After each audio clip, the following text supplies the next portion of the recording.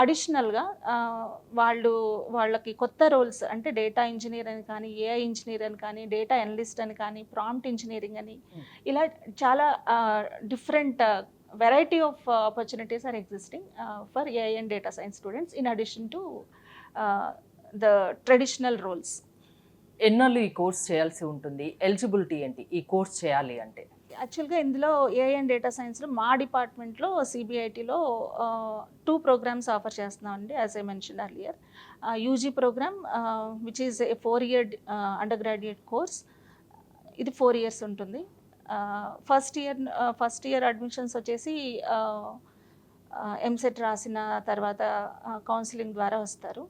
70% admissions through counselling ఉంటాయి, and remaining 15% from management quota and another 15% will be from NRI quota.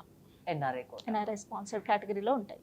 Okay. అలాగే ఈ UG ప్రోగ్రామ్తో పాటు మేము ఒక పోస్ట్ గ్రాడ్యుయేట్ ప్రోగ్రామ్ అంటే MTech AI and data science 2020 నుంచి కూడా ఇది కూడా ఆఫర్ చేస్తున్నాం. మామూలుగా ఈ కోర్సు నేర్చుకున్నాక ఈ పోస్ట్ గ్రాడ్యుయేట్ ప్రోగ్రామ్ అనేది 2-year degree course. 2-year degree course.